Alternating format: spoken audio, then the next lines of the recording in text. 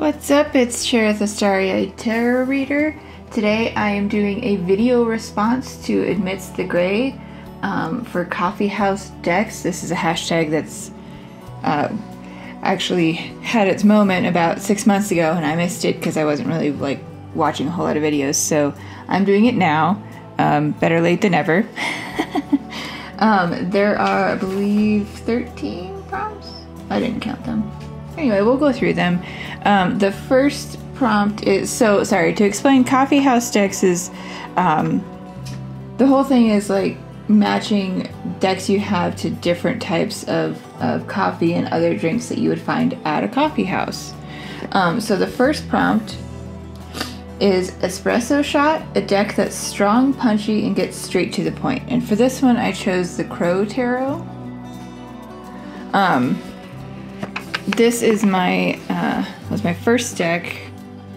It's one I've worked with for a really long time now, and it really is like an espresso shot. It gets straight to the point. Doesn't really waste a whole lot of time.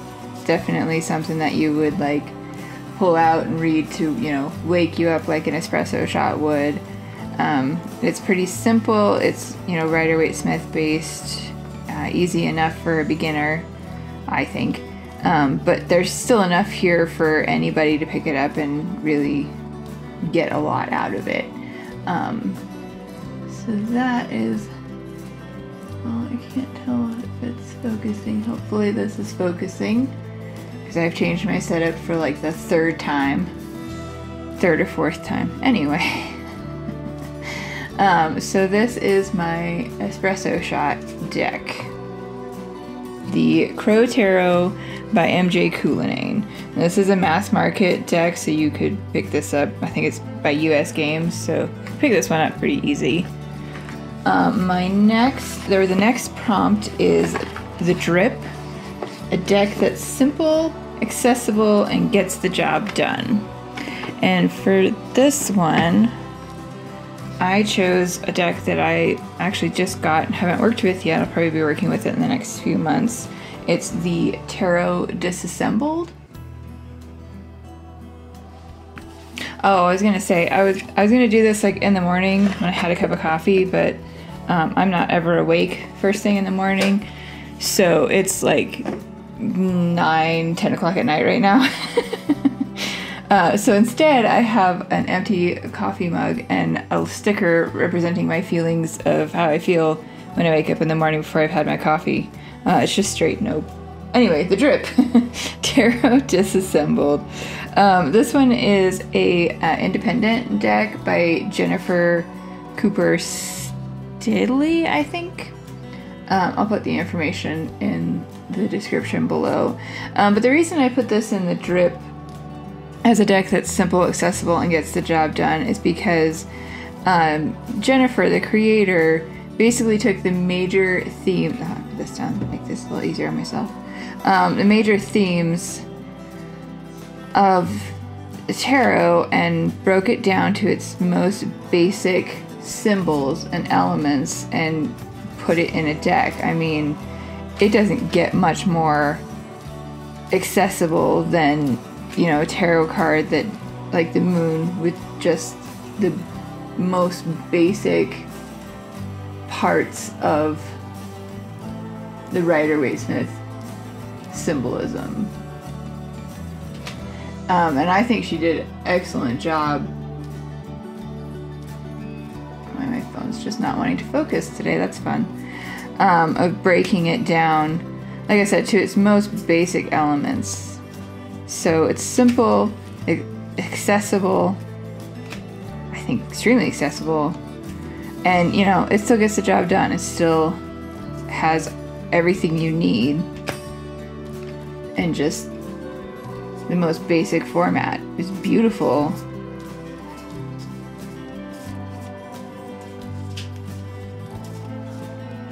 So that is my pick for the Drip, a deck that's simple, accessible, and gets the job done. That's the Tarot Disassembled. I got the 2nd edition. So the next prompt is the Pour-Over, a deck you need to take your time with, but is totally worth the effort.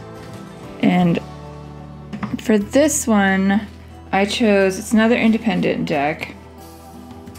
It's the Eyeris Tarot by Rosa Cortes. She has a YouTube channel on here as well, and I'll link to her. It's Lunaria33, I think. She's pretty cool. I enjoy watching her videos, and I very much love her deck. I chose this for the pour-over because Rosa has put so much into this deck. It's really one that on its surface might seem simple, but if you really sit with it and take your time with it, there's so much here that Rosa has done with the symbolism and the colors, and just the way that she's put this deck together is absolutely amazing. It's definitely one you need to take your time with, but it's absolutely 100% worth it. Oh, my favorite card. Oh, my phone. Focus. Oh, cheetah cub. So that is my pick for the pour over. So the next prompt is CAFE LATTE, a deck that's well received and highly palatable. And for this one, I chose the Witch's Tarot. I think that's what this is called. I've watched a couple videos where people have pulled out a deck called the Witch's Tarot, and it's not this one, so I don't know if there's another deck out there that's also called the Witch's Tarot. But this one, and I'll put the information in the description box below. This is by, I think, Ellen Dugan. It's a bit of an older deck. It was among the first tarot decks I got. It's very Rider-Waite-Smith. From what I could tell, like when I got this was pretty popular. I saw it on a lot of like deck collection videos, so I think that, you know, that's pretty well received if I'm seeing it everywhere. And it's highly palatable, I would say, because, you know, it's I mean, the illustrations are gorgeous, but they are very Rider-Waite-Smith based, so in that regard it is very palatable. It's very simple to read. Not simple, but like easier for like a first time reader to read with.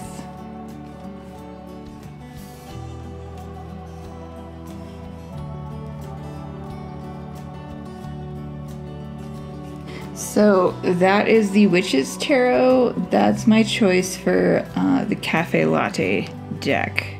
The next prompt is the CAPPUCCINO, a deck that's classic, sophisticated, and maybe a bit fussy. And for me, I chose the Dark Days Tarot, specifically this copy of the deck. And I know I've talked about this in other videos. I'll probably mention it again because I like repeating myself. But I bought this deck used, and it took a lot of work to get it to cooperate with me and actually work with me. I took a lot of time with this deck. It's very, very classic, very sophisticated in my opinion. You know, it's black and white, so it's just absolutely, like I said, in my opinion, very classic, very sophisticated. It just was a lot for me to get this deck to want to work with me. That sounds weird, but I put in a lot of work on this deck, and there's nothing wrong with being fussy, but man, she fussy.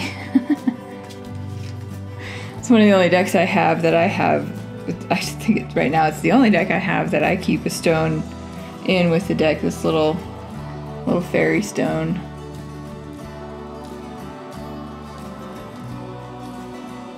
Yeah, she's a little fussy. Nothing wrong with that, but that is my pick for the CAPPUCCINO deck. Dark Days Tarot. Alright, the next prompt is the MOCHA, a deck that's rich, indulgent, and a bit extra.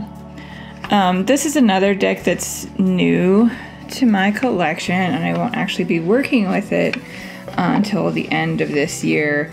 I've kind of changed how I'm doing my monthly decks, and I'll explain. I'm planning on doing a video.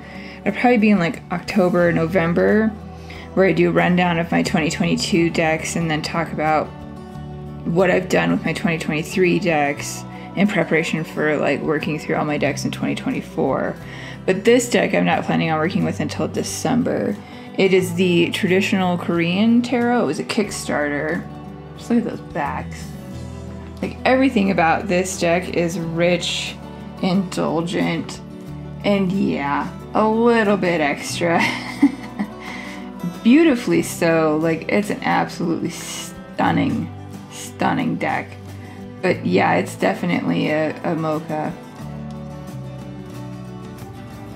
And the guidebook that came with it, I think is absolutely fabulous. I think it's probably one of the best guidebooks in my little flip through of it that I've seen. It breaks down in the guidebook the symbolism of like the colors and the flowers and the figures in the cards according to like Korean tradition, and I just am so excited and so looking forward to working with this deck. But it is definitely rich, indulgent, and extra. So that is the traditional Korean tarot. Alright, the next prompt is the CORTADO, a deck that's balanced and objective. And for that one, I chose the Bad Bitches Tarot. This is by Ethany. This is all just figures, female presenting figures in place of like all the tarot symbols. And you know, so yeah, it's very balanced in my opinion. It's very objective with me. Oh, I was out of frame. I'm so sorry.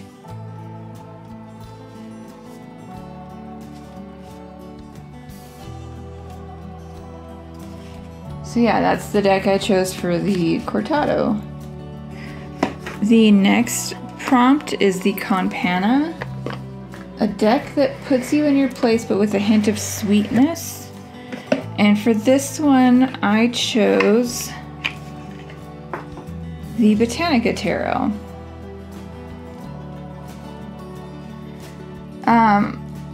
I love working with this deck, and maybe it's because it's all like it's flowers. It's all plants, not all flowers, but it's all plants, different types of plants. So yeah, it really does put me in my place, but there's just a hint of sweetness about it. And like I said, maybe it's because it's all plants, and my dad's a botanist, so I have a strong connection to plants in that regard. So maybe that's why I view this deck this way, but there's definitely just a hint of sweetness in the way that this deck works with me.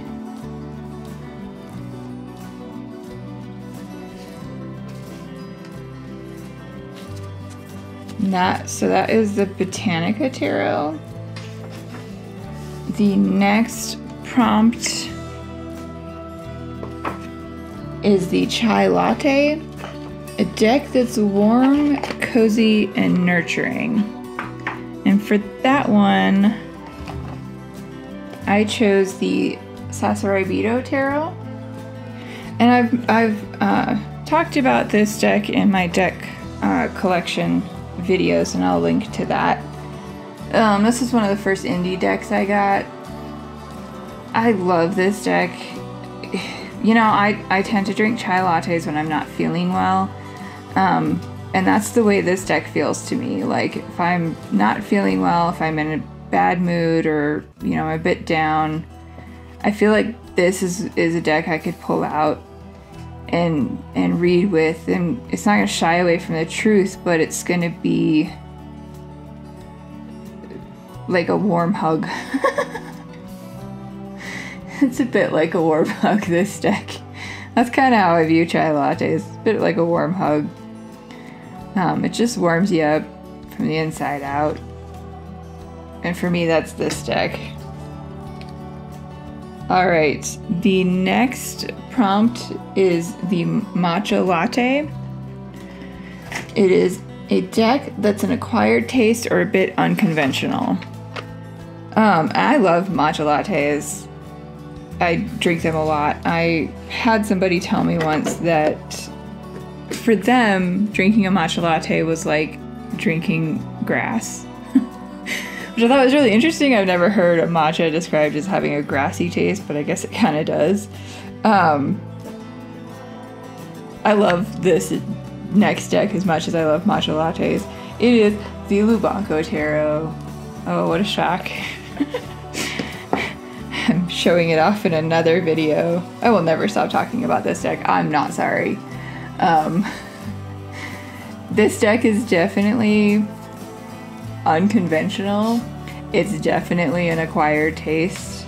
I could see how it's not for everyone, even though I think it should. I think everyone should, yes, have this deck. I'm sad that it's not in print anymore. I really hope at some point the creator can print more copies, and maybe, you know, somebody will pick it up without forcing them to change the artwork. Yeah, this is definitely a matcha latte in so many ways. It's an acquired taste. It's a taste I have acquired. And yeah, it's a bit unconventional. Beautiful though. Beautiful and oh so tasty. Alright, the next prompt is the hot chocolate. We are going from night to day on this one. So the hot chocolate is a deck that speaks to a younger version of yourself. I don't think I could have like picked two more different decks, from the matcha latte to the hot chocolate. The hot chocolate for me is the MIMIT, the Mini Mice Tarot.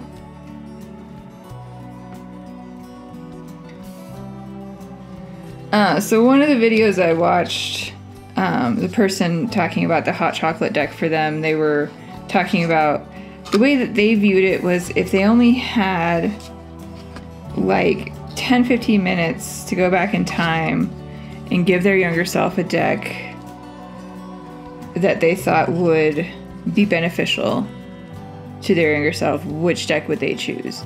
And so that's kind of how I thought of this, and this is definitely in that category. This is such an amazing deck for me. This speaks to my inner child in so many ways. I mean, it's a world of little mice, you know, finding their way in a world so much bigger than them. The guidebook is set up so that each card is like its own. You know, in the guidebook, this mouse has a name, and it gives like a snapshot of their story.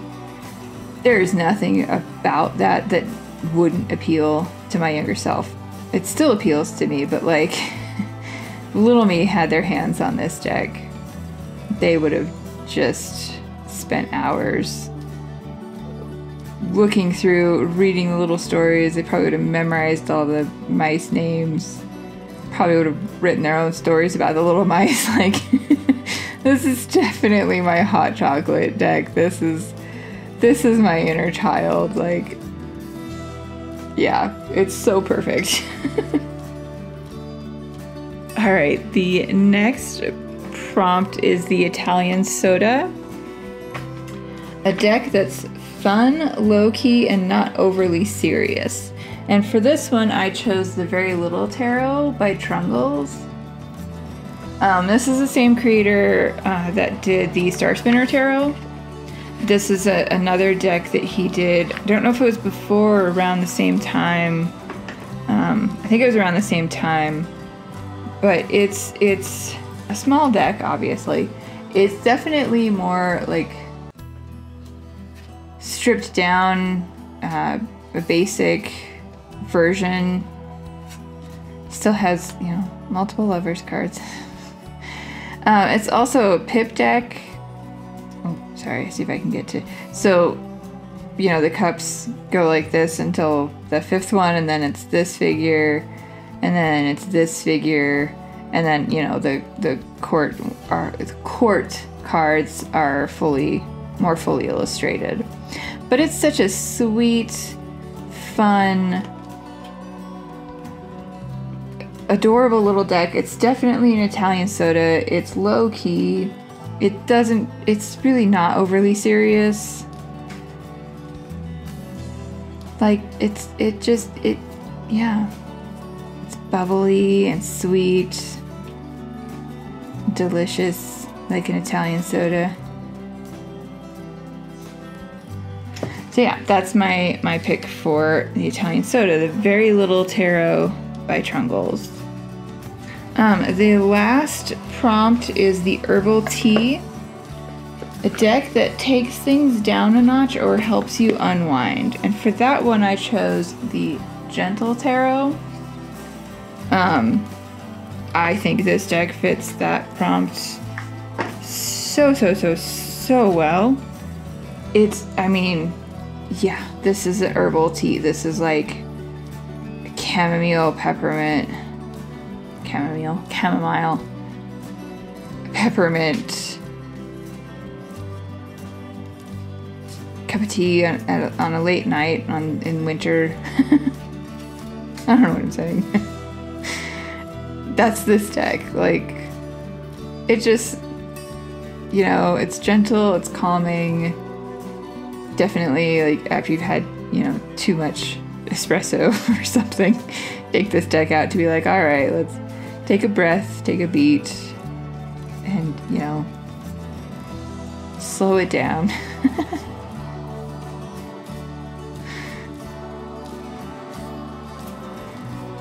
So that is my pick for the herbal tea.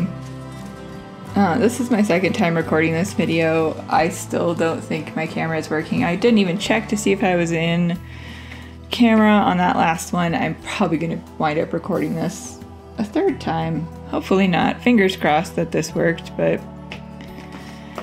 if it didn't, well, I'll get to say all this again. You won't get to hear it again, because it'll be the first time for you, but third time for me. This was a fun prompt. I'm sorry that I missed, like, when it first was making the rounds, but I'm glad I saw it. Amidst the Grays video was a delight.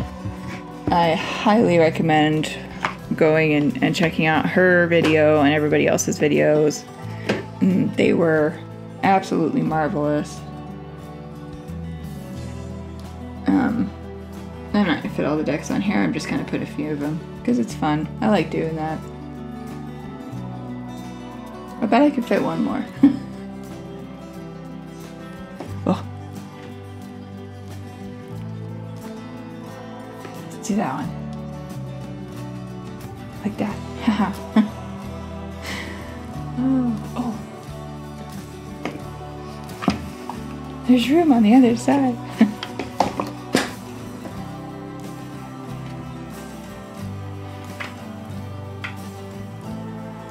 Alright, so that